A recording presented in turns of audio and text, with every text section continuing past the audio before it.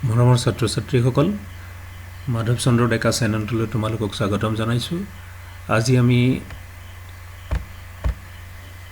আলোচনা কৰিবলৈ ওলাইছোঁ পঞ্চম মানৰ বিগিনাৰ্ছ ইংলিছৰ 5 নম্বৰ পাঠ, লেটছ ৰাইট এ ষ্টৰী।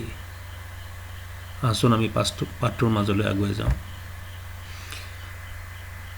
তোমালোকে দেখিছা পাঠটোত আৰম্ভণিতে 8টা ছবি দিয়া আছে। ছবিবোৰ ধাৰাবাহিক ৰূপত লগাই থোৱা আছে। 1 2 3 4 এনেকৈ 8টা কৰি ছবি দিয়া আছে। প্ৰথম ছবিটোত চোৱাচোন, এখন জংঘলত এটা বাঘ আছে। দ্বিতীয় ছবিটোত জংঘলখনত এটি হৰিণে চৰি আছে। তৃতীয় ছবিটোত হৰিণটোক বাঘটোৱে দেখা পাইছে। চতুৰ্থ ছবিটোত হৰিণটোক ধৰিবৰ কাৰণে বাঘটো আগুৱাই গৈছে। তেনেকৈ 5 নম্বৰ ছবিটোত হৰিণটোৱে বাঘটোক দেখা পাইছে।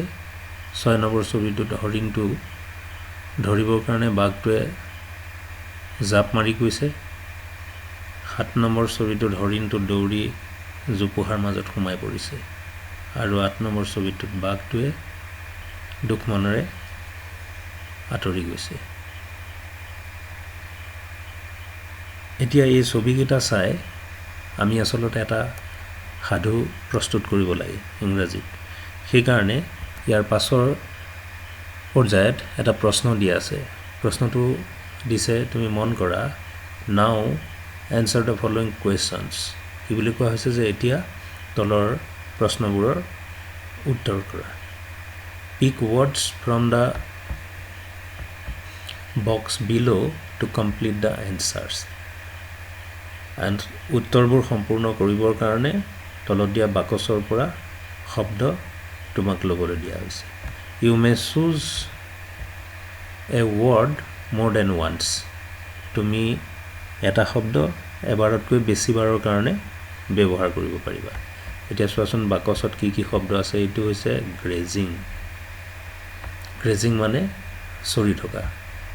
ৰমিং, ৰমিং মানে ইফাল সিফাল কৰি থকা।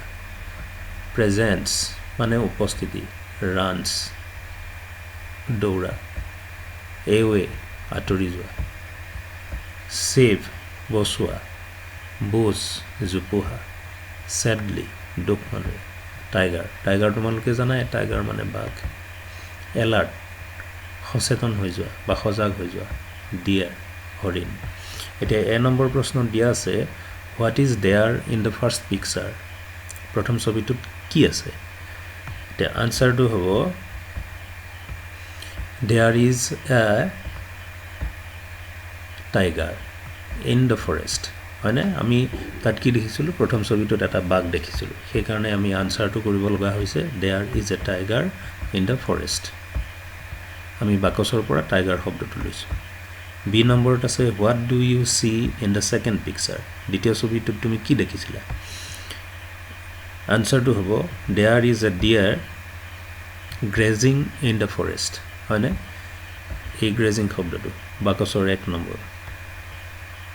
জংঘলখনত এটা হৰিণে চৰি আছিল। এতিয়া আমি পাছৰ প্ৰশ্নটো চি প্ৰশ্নটো দিয়া আছে, what happens in the third picture. তৃতীয় ছবিখনত কি ঘটিছে?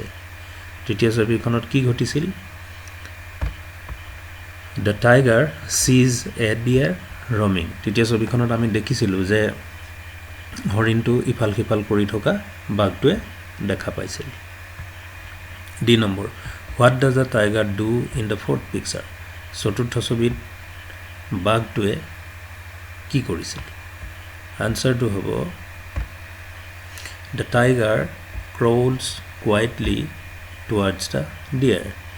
কি কৰিছিল? বাঘটোৱে সন্তৰ্পণে হৰিণটোৰ ফালে বগুৱা বাই গৈছিল।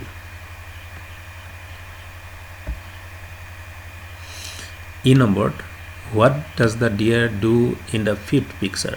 পঞ্চম ছবিখনত হৰিণটোৱে কি কৰিছিল? The deer becomes alert. হৰিণটো কি হৈ গৈছিল? সচেতন হৈ গৈছিল he looks here and there and feels the presence of the tiger কি হৈছিল হৰিণটো সজাগ হৈ গৈছিল সচেতন হৈ গৈছিল আৰু সি ইফালে সিফালে চাইছিল চাই পেলাই সি অনুভৱ কৰিছিল বাঘ এটাৰ উপস্থিতি feels the presence of the tiger. F number. What does the deer do after that? হৰিণটোৱে তাৰ পিছত কি কৰিছিল The deer runs very fast to save his life. হৰিণটোৱে কি কৰিছিল তীব্ৰ গতিৰে দৌৰ মাৰিছিল তাৰ জীৱন বচাবৰ কাৰণে জি নম্বৰত where does the deer hide হৰিণটো ক'ত লুকাইছিল the deer খালি জায়গা deer হ'ব the deer hides himself in a bush হৰিণটো কি কৰিছিল এডৰা জোপোহাৰ মাজত লুকাই পৰিছিল এইচ নম্বৰত আছে what happens in the end শেষত কি হৈছিল the tiger sadly goes away বাঘটোৱে দুখ মনেৰে আঁতৰি গৈছিল আজিলৈ তোমালোকক ইমানেই আগবঢ়ালোঁ ইয়াৰ পৰৱৰ্তী ভিডিঅ'বিলাকত এই পৰৱৰ্তী প্ৰশ্নবোৰ লৈ আহিম তোমালোকে মোৰ চেনেলটো চাই থাকিবা শ্বেয়াৰ কৰিবা আৰু ছাবস্ক্ৰাইব কৰিবা